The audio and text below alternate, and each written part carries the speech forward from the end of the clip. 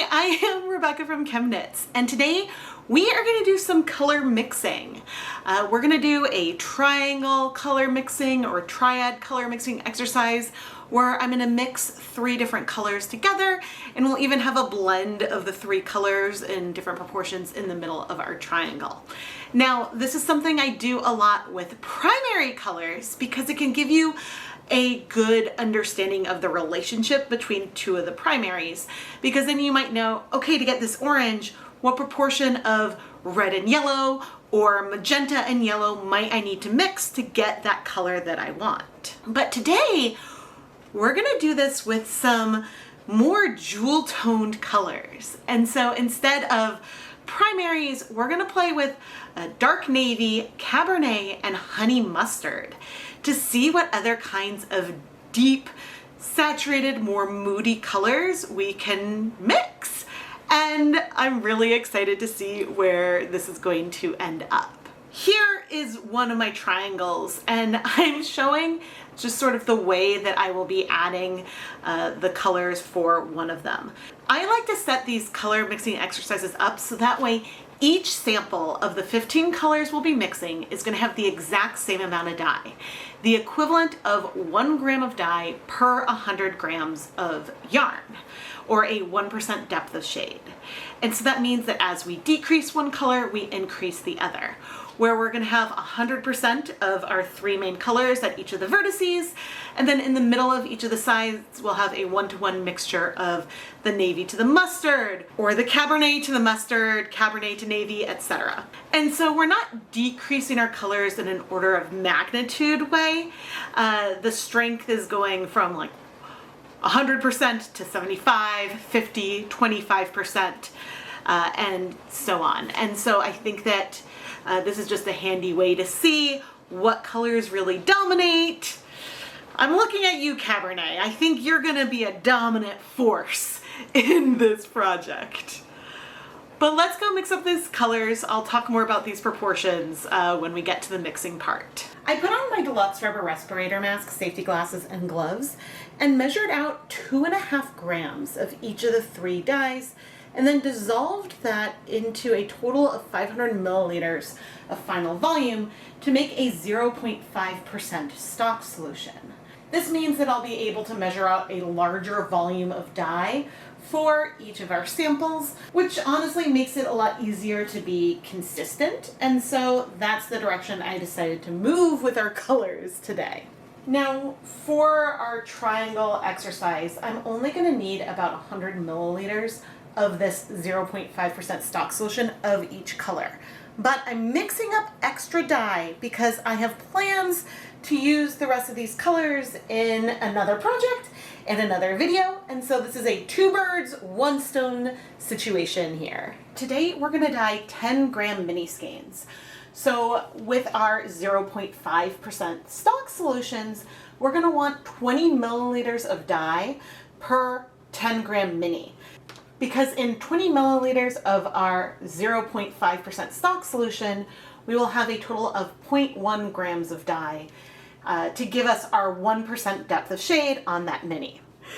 Hopefully editing Rebecca is putting some numbers up on the screen so that way this can be a little bit clearer. But anyway, our yarn base is Wool2Dye4's Sheila's Titanium. This yarn is 75% superwash merino wool, 25% nylon. It's a 2-ply yarn, and I pre-soaked everything overnight here in this 5-gallon bucket along with a bunch of other yarn. I'm having a really big yarn dyeing day today. Mixing the colors is going to be pretty straightforward. Starting with 20 milliliters of our navy. We started with 20 milliliters here, then we'll do 15, 10, 5, and then we'll do the similar things all the way around. Now, as I go for our 15s of the navy, one thing I realized when I was doing the math, we're going to be dyeing 150 grams of yarn total. And so to have that at a 1% depth of shade, we're going to need 1.5 grams of dye. And since our dye is mixed at a 0.5% stock solution, that means we're going to need 300 milliliters of dye total, or approximately 100 milliliters of each color. And so that checks out. This syringe is being a little tricky. Now I did aliquot out a little over 100 milliliters of each of the dye colors, just so that way, A, I could close the containers I decided to store it in, but also so that way I wouldn't spill. But let's see, we're doing 5 milliliters. Now I will need to rinse these syringes in between colors. And one reason when you're doing something like this to always mix up extra is that if something splashes when you're adding it, and say some of our navy, I got air bubbles in that one. Say some of our navy splashed into the container up here, which maybe a tiny bit did, but it means that if I needed to, I could go ahead and reset things. And then I have enough dye to mix up more colors as needed. But now I'm going to carry on and do the same color progression with the Cabernet and the honey mustard, such that we have a total of 20 milliliters of dye in each container. And the one thing that was remarkable from just the navy is that visibly, I don't see a huge difference between where I had 5 milliliters of navy and 20 milliliters of navy. I mean, there is a slight difference in how translucent the liquid is, but on camera, you can't tell the difference at all. So I was really excited to see how these other colors might mix in. This might be a very unbalanced triangle. I think that this is the most unbalanced triangle I have ever done. Because our poor 1% depth of shade of honey mustard is just over here by herself. Now, I feel like I could see, even just looking at the liquids, that the honey mustard had some impact when mixed with the Cabernet, but I don't know how much. Oh man. Now, it's possible that when we get to heat setting, some of these colors are gonna shift. And actually, I feel like dark navy can look, gosh, maybe it's deep purple that looks brown before you add heat and acid, and maybe navy looks more purple. So maybe these colors are gonna look very different. Okay, we do have some greenish hint, but it's very brown. I imagine that once we add acid, that is gonna look a little bit more green. At least, I hope it will. Oh, but man, I'm seeing a slight green notes, but it's the problem to have like a deep saturated yellow. It very quickly will turn more orange. And I considered using Golden Poppy instead, but the poll I gave to ChemKnits patrons, I think I said I used honey mustard, and if I'm wrong, I apologize. Ooh, that's pretty. I think the Cabernet and navy mixes are gonna be nice. So maybe this will be something that we'll revisit again in the future. But speaking of the little bell that my phone gave us, if you love the yarn I dye and want to bring some home, head over to the ChemKnits Creations Etsy shop. Now these 3 samples in the middle, this one is 2 parts yellow, 1 part blue, 1 part red. Here we have 2 parts navy, 1 part Cabernet, 1 part yellow. And then this is the 2 parts Cabernet. Gosh. It's hard. I'm hard pressed to say where I think the dominant color is, except maybe we have a co-dominance situation here between our navy and the Cabernet. But we'll see how things look when we add acid. But I say that with an asterisk because some colors, it does make more of a difference when you have heat and acid, and so yeah, I don't know about that. But I would say maybe things are a little Cabernet heavy. These three are all looking quite red. But again, we need to add some acid. So let me get some. Well, I'm glad we got a green. Oh my goodness. Okay. I am gonna add two teaspoons, or about 10 milliliters of white vinegar to each of these samples. And I'm paying attention. Oh, because maybe Cabernet can lean a little brown. I do think as I'm adding the acid in, I'm seeing things shift. This one looks a little bit more teal to me now, but I will stir everything up again in a moment. Now, one of the reasons why I've mixed so much of this up is I'm kind of hoping to mix my own muted rainbow, which I think can still be done. It's just, if I'm gonna layer the colors together, I just need to be aware of just how much, oh my gosh, that was a perfect amount. I'll just need to be aware that I'm gonna need way more yellow compared with the other colors. That usually is pretty consistent. Let me go mix things up. So now we just have to be patient and let time work its magic. I'm gonna go ahead and put all these lids on so I can set the yarn aside for a couple of days. And hopefully we'll be able to figure out the correct spot for everything to go in. I do have these lids numbered, but sometimes like the numbers can wear off. But I will be putting everything inside a secondary container. That way if there are any leaks or there's any dye on the outside that drips down, it will be contained. Now, unfortunately for April, it's still freezing outside a lot. Otherwise, I would set this outside for a couple of days, but we'll still be indoors at room temperature until things outdoors become consistently warm.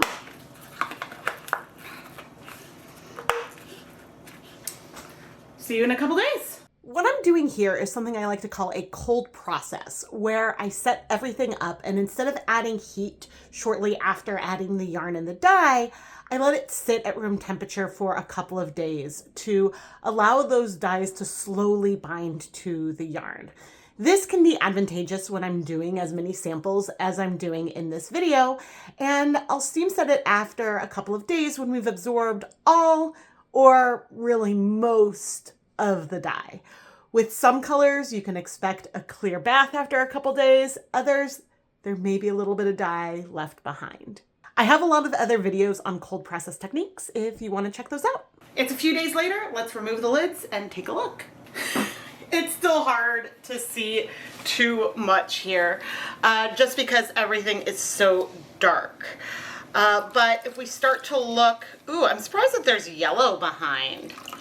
That is the color that we see remaining.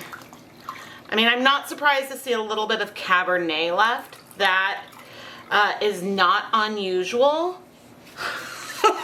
The difference between those four colors is so subtle. But look at the amount of color left that's in those cups.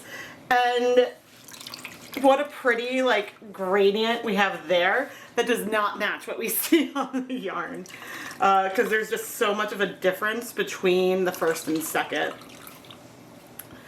Going here, I would say I am seeing more of a difference mixing the mustard with the navy. Even if we do have a lot left in the navy here, we do have a color progression there. And I believe we're also going to have some amount of a color progression in between at this bottom area as well. Now, I've shown in the past that there have been times when I've saved all this leftover dye and used it to dye some yarn, and there's really not that much pigment. I'm not gonna bother to save that today. What I am curious about is these three middle colors. I have a feeling that I'll see more of a difference between things once they're dry, but right now, those look very similar. And I'm struggling to differentiate between these and what we have down there. So if I can't put a triangle together in the end very easily, ooh, it's gonna be because like this is just hard. Okay, but I'm gonna help myself out. And I drew a triangle on a zip tie. And I'm going to use that on these 3 mini skeins that I pulled out from the center. That way, because I have a feeling that I will be grouping like a group of 4, a group of 4, a group of 3, and then keeping the yellow by herself. Not touching the other yarns while we steam set. But the triangle on here will tell me these are the ones that do go in the middle. And so in our steamer basket, I'm going to place some of the yarn there. I'm going to have the yellow by itself. I'll put some more yarn over on the other side. And I'll add right now, this green has like a very moss green vibes. It's very pretty, way more earthy than the green that we got from like forest green or something, which is a lot bluer, a little bit more teal leaning. The rest of the yarn's in a second steamer basket going in my second pot. And I'm gonna steam everything for 30 minutes. Now, it's always surprising to me when things don't work exactly the way I would expect. So we see sort of this progression with our Cabernet here. We also see it going here with the navy with the amount of dye left behind. Those make sense. What doesn't make sense really are these ones here, but maybe that's because some of the navy and some of the Cabernet are both left behind. But anyway, we'll check in on the yarn after 30 minutes. I just reduced the heat because it was very steamy. And you can see, but now I'm gonna grab my tongs so that way I can remove the yarn and we can set it aside to cool. But first, I'm actually gonna grab all of the yarn from the other pot. And for now, I'm gonna still try to keep things from touching our honey mustard. I'm seeing more differences in here now. I don't know if it was just the heat that helped or if it's really seeing them together all clumped. But let's wait for things to cool so we can wash it. Oh, I see so many color differences here. All right, as we go to wash the yarn, I'm gonna add some Dawn into the rinse bath first. But you see how like the ones that I marked triangle look so similar to some of the like navy blend ones?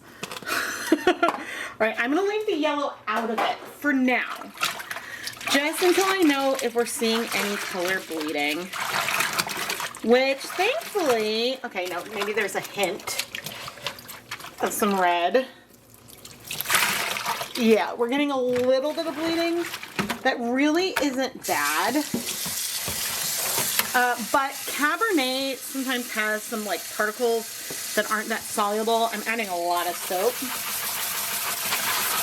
So it can be a bit of a bleeder. But this time with a lot of soap, we're looking like really good. Oh man. I think also leaving a little bit of color behind. I mean, is there color in there? Hard to say. Leaving a little bit of color behind can help. Okay. I'm going to bring in our honey mustard, and we'll find out then later if we got color transfer onto it. I'm going to add it. I'm going to add it to the triangle. The reason why I'm adding it there is that this zip tie has no color on it. So if we end up with color transfer on that, it's probably not from the zip tie, it's probably from the other yarn. And there's still a little bit of soap in here, so I don't need to add more soap. But who knows, maybe now we'll start bleeding yellow. This is one of my darkest color mixings ever.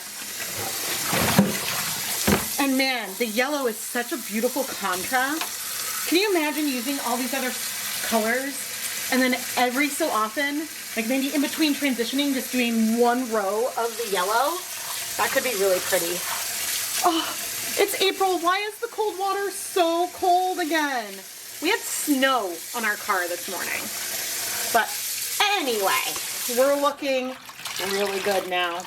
All right, I'm gonna go put all this yarn through my spin dryer and hang it up to dry so we can look at the finished colors. Here is all of the finished yarn, and I see a lot of color variation, which makes me really happy. However, before I go and start organizing these so we can get a sense of the final proportions of color, I want to give a huge shout out and thank you to Don Jans, Tamara Spanas, Karen Siegel, Bernadette Crum, Jessica Parco, and the rest of the Fiber patrons whose names you see on the screen right now. Patreon is a platform where you can support ChemKnits content directly and get some really fun perks in exchange. There's different levels you can sign up for, and each higher level comes with even more perks. If you want to learn more, go check out patreon.com/ChemKnits, and thank you so much to all the ChemKnits patrons. Here are our 3 primary colors, each at a 1% depth of shade, which means we have the equivalent of 1 gram of dye per 100 grams of yarn. We have Dharma Acid Dye's Dark Navy, Cabernet, and Honey Mustard. Looking at this right here, clearly our Cabernet and Dark Navy are deeper, darker colors. But the Honey Mustard doesn't feel completely out of place. It goes well with these colors as a super saturated yellow, but as we knew from before, when mixing, if you want to get a color that's going to feel like it fits in the middle of these two, you're going to need to use way more yellow than a 1-to-1 mixture of the colors.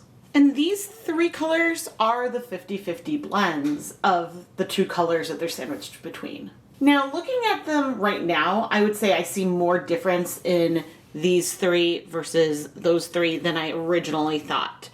And certainly, this color, which feels almost more gray than green, does feel like a reasonable midpoint between the 2 colors, but it's very muted, which makes me think that, you know how navy sometimes looks purple? It must mean that there's a lot of red tones in there if we're ending up with something more neutral when we mix the yellow and the blue together. Anyway, I thought that that color is a really fun one. I don't think there's anything quite like this in Dharma's line. This purple also looks like a pretty good mix. There's one that I think is slightly, quote, better as an in-between that I'll show you in a moment. And then this just still feels like wine colored. It's a little less purple, but we're not orange. You know, we have a very pretty rainbow here. Again, the honey mustard over at the top has a huge disconnect between the other colors, but I'm really enjoying this sort of progression that we have down there. Here where we have a 75% yellow and then 25% either navy or Cabernet, we do have a color that is leaning orange, and that one is definitely a green. I probably, if I wanted to try to blend things in more, I would be tempted to do some colors that are 90% honey mustard and 10% navy or Cabernet, because I think that that would give us something a little bit more intermediate between the colors on the top of the triangle. But one other thing that I might do is increase the total depth of shade we have right here, because clearly the navy is way darker than the green, and we can't add more navy to it without adding more yellow to make it darker. And so I don't think that we necessarily need to double the amount of dye, but maybe even doing 1.5 times the amount of dye with the same proportion would just make this more saturated and then fit in with the rest really well. If I come into monochrome, you can see how the saturation gets less and less as we approach to that yellow. And having differences in saturation can be great for color work. It gives really good contrast. It just depends on what it is you're going for. Focusing on a moment for the blend of Cabernet to navy, I think at one point I thought that maybe this was a better, quote, purple that felt in the middle, but looking further, I actually feel like things are more balanced than I thought. And so maybe we don't need more blue. But I don't know. These colors are super close together. Let's fill in the rest of the triangle. Where we have blends of all 3 colors, this really does help us say who is dominant here. And I would say, because sometimes you then see like a triangle within the triangle, and that tells you if usually it's the red or the blue is the one that feels the most dominant and the most outlier. And this is our triangle that feels most related. These colors feel like our quote, outsiders, which again is not something that is bad. This isn't a bad thing. It's just the Cabernet is making a bigger impact on these colors we mix. Because especially looking at these two right here, and I'll overexpose us a little bit so we can see some of those differences. But here we have 2 parts navy, 1 part yellow, 1 part Cabernet. This is 2 parts Cabernet, 1 part honey mustard, 1 part navy. And yes, this one is more blue than that one, but they both lean very purple, very warm. And so I would just say that I think the Cabernet is a little closer, which to me then means that the average of the 2 colors maybe should bring us a little bit more this way, but it is pretty close. Now, I've had questions in the past about doing a triangle like this using primary colors, but using double the amount of yellow. So having a 2% depth of shade of the yellow and then mixing it in the same kind of way, which honestly would be really easy to set up, especially if I did a 1% stock solution of the honey mustard and a 0.5% stock solution of the Cabernet and navy, or whatever colors I'm using as the 3 colors I'm mixing. Then the measurements and the volumes you add would be the same. It's just that the depth of shade or the total amount of dye per 100 grams of yarn would be very different. They wouldn't have the exact same amount of dye in each cup anymore, which is fine. But the big reason why I like going through this exercise is that it gives me a feel of how to mix these colors. And if I want to do a project where I want all 3 colors to show through, I'm probably going to use a lot more navy, way more honey mustard, and not very much Cabernet at all to get all of those colors to show and sort of be a little bit more equal. And it gives me a feel if I want sort of like a mossy green, I'm gonna need way more honey mustard than dark navy. And yes, some of this is, again, very intuitive, but it gives me a starting place for any of those calculations. And I find that really helpful because I think when I tried doing color mixing along the beginning of my journey, if I wanted to mix a good green, I would start with a 50-50 mix. And then I would try to play around with it from there. But now I know, okay, maybe I would start with, 5-to-1 instead of a 3-to-1 to get something that's even more green. And I don't know, I think that doing these exercises just helps me learn and get that good feel for the dyes. Are there any other color mixing videos you would like me to do? Please let me know down in the comments below. And I did give the patrons the option of doing the double yellow triangle, and they voted for this and one other project that tied instead. And that other color mixing project that was tied, I plan to do really soon. I'm just working on the 2025 Spring Miniskein mini-series right now, and I'm like, oh, maybe I want to push back another miniskein video for later. But now I need to go and twist up all these minis, which means that I'm probably not gonna remember what goes where, and in particular with these 3 colors, like they maybe are a little bit more muted than these colors, and actually it's more that they're a little bit less saturated than these colors, but yeah, they still fit in with everything and are not obviously, and I could very easy accidentally like put this one right there in the middle, so I'm not necessarily going to remember that these 3 were the ones in the middle, but that's all okay. I am Rebecca from ChemKnits, and I really hope you've enjoyed this video. Please subscribe and turn on notifications so you never miss a new video. And by the time most of you are watching this video, the 2025 Spring Miniskein mini-series is about to start, and there may be some more yarn for it. Mystery yarn, dyed on miniskeins that's in the ChemKnits Creations Etsy shop. I'll have a link to this down in the video description. But the SMSMS week will have nightly videos featuring dyeing yarn on miniskeins to create sets that would go really well together. And they come wrapped so you can open them up while watching the video. And while if you order today, it may not arrive in time for the video, it's still a lot of fun to get a wrapped yarny present in the mail. So you should really go check it out. I tried to set up a color progression with all 15 colors, but these 3 don't really blend as seamlessly as I thought they would. They're all less saturated, than a lot of the deeper colors, and I feel like if I were to try to insert them in the middle, like here, that it wouldn't sort of smoothly transition, because here our saturation is going up and up and then up, and it would go sort of like up, down, which isn't bad. Like, this still works, having it this way, but I just wanted to show it. Maybe I did need to use golden poppy instead of honey mustard to have something that felt more saturated.